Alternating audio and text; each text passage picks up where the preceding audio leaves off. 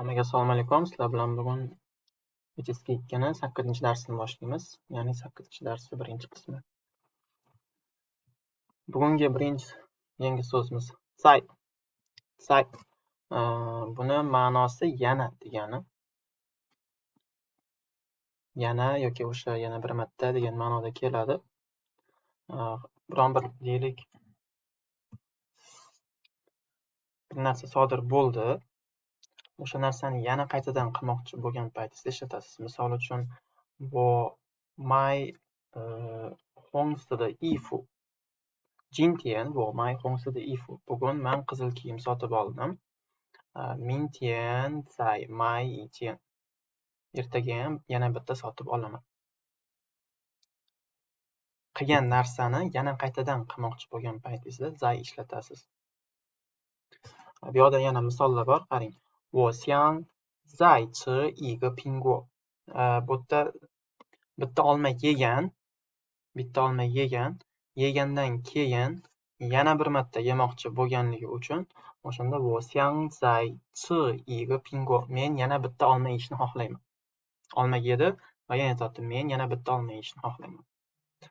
Hop, ikkinchisi 他想再买一件白色的衣服. Mana hozir men aytgan misolga yaqin misol degan. 他想再买一件白色的衣服. U yana bitta oq kiyim sotib olmoqchi yoki yana bitta oq kiyim sotib olishni xohlaydi. Zay ma'nosi fe'ldan oldin keladi. O'sha fe'lni yana bir marta qilmoqchiligingizni aytasiz. Deylik, 我想再去北京. Men yana Pekinga borishni xohlayman.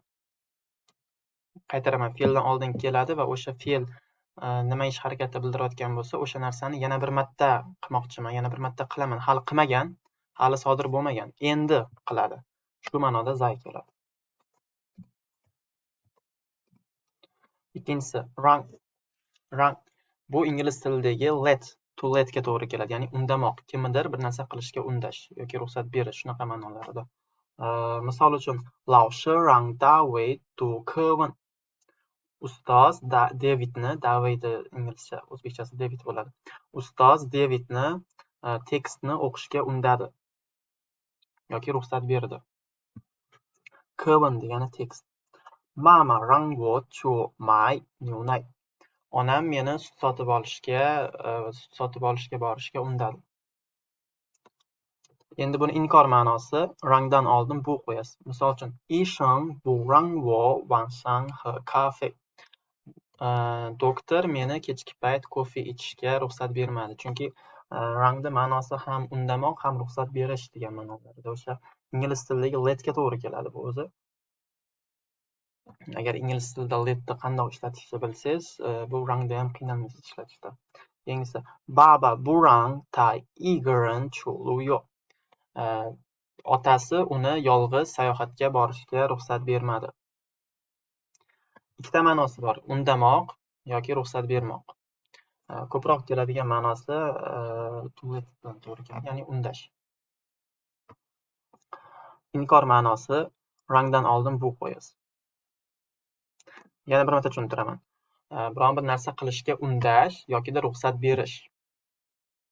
Inkor ma'nosi bu bilan keladi. Me yoki boshqa biye so'zlar bilan emas, o'sha bu bilan keladi. Bu rang. Mana bu yerda 4 ta misol bor. Keyingi so'zimiz bu gaosu. Gaosu ma'nosi aytmoq. Gaosu aytmoq. Gaosu wo menga ayt. Gaosu ni senga aytaman. Gaosu pangyo do'stingga ayt yoki do'stimga ayt. Gaosu laoshi o'qituvchiga aytish. Laoshi gaosu women mingtian kaoshi. O'qituvchi bizga ertaga imtihon borligini aytdi. Ta gaosu wo naga fangguan de cai hen hao chi. U menga aytdiki, u restoranning ovqati juda ham mazali. Ta gaosu wo naga fangguan de cai hen hao chi. U menga o'sha restoranning ovqati mazali ekanligini aytdi. Bunga grammatika bu haoma. Biron bir gapni aytasiz va oxiriga haoma deb so'roq berasiz. Bu o'sha ikkinchi shaxsni eshituvchini fikrini bilmoqchi bo'lganda ishlatilinadi. eshitayotgan odamni fikrini, o'sha narsaga xohishi bormi, yo'qmi, shuni so'raganda ishlatasiz. Misol uchun, 我们一起去看电影好吗? Bizlar birgalikda film ko'rishga boraylik, maylimi, yaxshimi degan ma'noda. Bo'ladimi deb tarjima qilsangiz bo'ladi. Ya'ni o'sha ikkinchi shaxsni eshitayotgan odamni, tinglovchini fikrini bilayotgan paytingizda, fikrini so'raganingizda, o'sha xohish istagini so'ragan paytingizda ishlatasiz.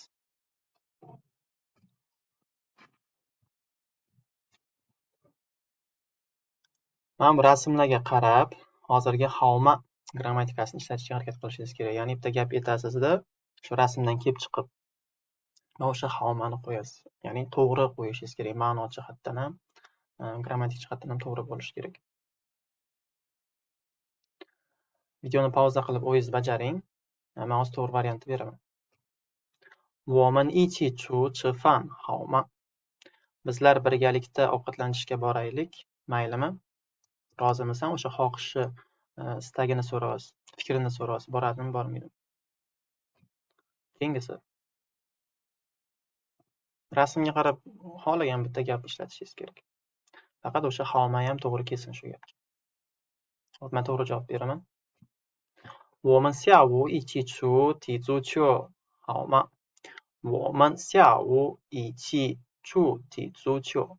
Bizlar obeddan keyin, tushdan keyin futbol o'ynashga boramiz, maylimi? Xo'pmi? degan ma'noda. Hop, Xitoy devori. Xitoy devorini ko'rganda ko'p sirazi Pekinni ham tushunsangiz bo'ladi, chunki Xitoy devori Pekinda joylashgan. To'g'ri javob beraman. 今年夏天我们去北京旅游好吗? Bu yil yozda bizlar Pekinga sayohatga boramiz. Xo'pmi? Maylimi? Keyingisi. To'g'ri javob beraman. 你明天晚上给我打电话好吗? Sen ertaga kechki payt menga telefon qilgin, xo'pmi? Hop, ikkinchi grammatika. Biz oldin o'tganmiz isya. Fe'ldan keyin isya qo'shilsa, o'sha fe'lni, ya'ni o'sha ish harakatni qisqa vaqtda, qisqa bajarilishini bildiradi. Misol uchun, kan isya. Shundoq qarab o'rgan, ozgina qara degan ma'noda. Siang isya, siang bu yoqda o'ylamoq. Biroz o'ylash bo'ladi, ozgina o'ylash. Syusi isya. Syusi dam olmoq. Syusi isya bo'lgandan keyin ozgina dam olish. Endi Xitoy tilida yana boshqa usuli bor, ya'ni isyani qo'llamasdan o'sha fe'lni o'zini 2 marta qaytarish. Kankan. Ni kankan, sen qara, shundoq qaravor degan. Siang siang, ni siang siang. O'ylab ko'r. Shundoq tezlik bilan o'yla. Syusi syusi. Ozgina bo'lsa ham dam olish. Ozgina dam olish. Endi ikkinchi usuli bor. Bu yoqda lekin agar fe'l, o'sha ma'noni berayotgan fe'l ikkita hieroglifdan tashkil topgan bo'lsa, ular to'g'ri kelmaydi. Faqat bitta hieroglifli bo'ladigan bo'lsa, mana shu usulni qo'llashingiz mumkin, ya'ni i bilan. Kan i kan. Bu ham ma'nosi o'sha kan isya bilan bir xildagi ma'no. Ozgina qara degan. Siang i siang. Ozgina o'yla, biroz o'ylab ol.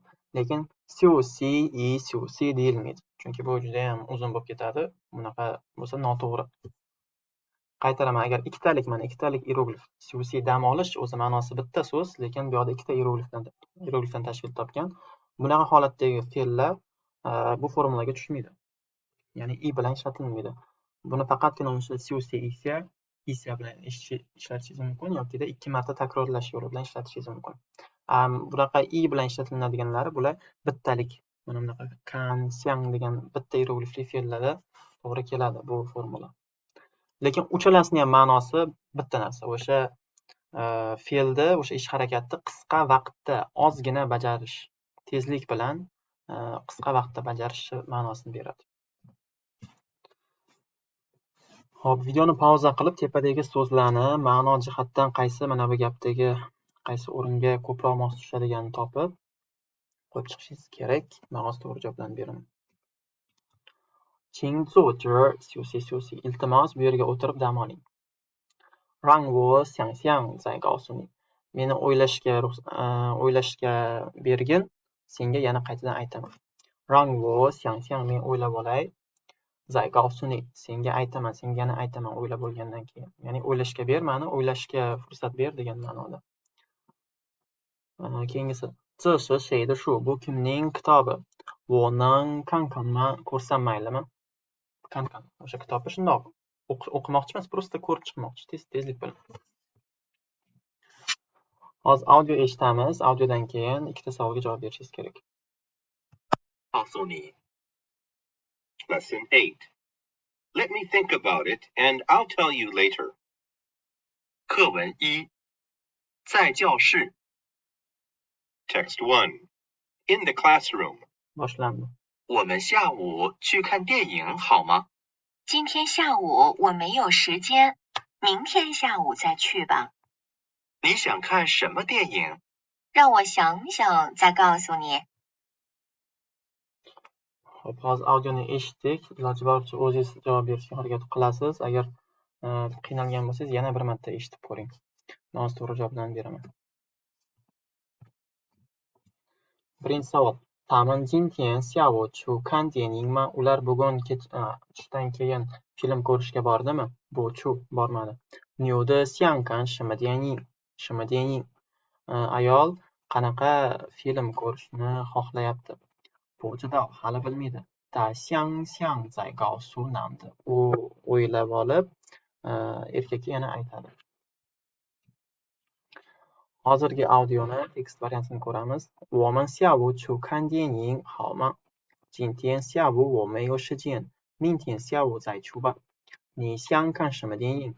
让我想想再告诉你。Birinchisi ko'rib chiqamiz endi. 我们下午去看电影好吗? 今天下午我没有时间，明天下午再告诉吧。你想看什么电影？让我想想再告诉你。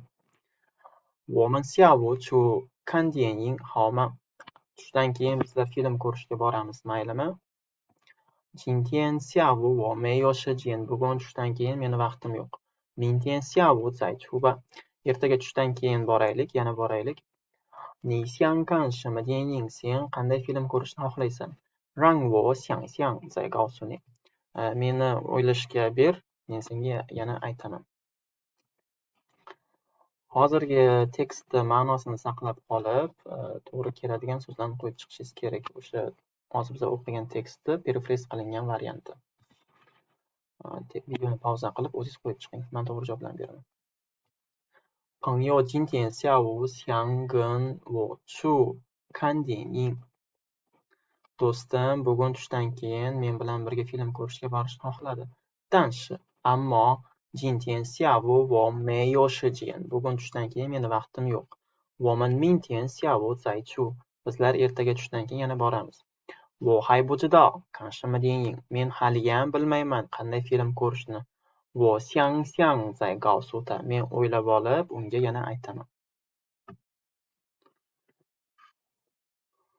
Hop, tepadagi so'zlarni to'g'ri keladigan joyga qo'yib chiqishingiz kerak bo'ladi. Videoni pauza qilib o'zingiz bajarasiz. Men to'g'ri javoblarni beraman. 大卫告诉我明天不上课. David menga aytdiki, ertaga dars bo'lmaydi. 老师让他读一读生词. O'qituvchi uni yangi so'zlarni o'qishga undadi. 我到公司再给你打电话. Men kompaniyaga yetib olib, senga yana telefon qilaman. Hop, bugun o'tgan narsamiz bu xalma grammatikasi, ya'ni ikkinchi odamni fikrini, xohishini so'raganda ishlatilinadi. Misol uchun, 我们下午去看电影好吗? Bizlar tushdan keyin film ko'rishga boramiz. Maylimi, xo'pmi degan ma'noda. Shu joyda bugungi darsimiz tugaydi. Tushunmagan joyingizda bo'lsa bemalol so'rasanglar bo'ladi. Kommentariyada javob berishga harakat qilaman hammaga. Rahmat.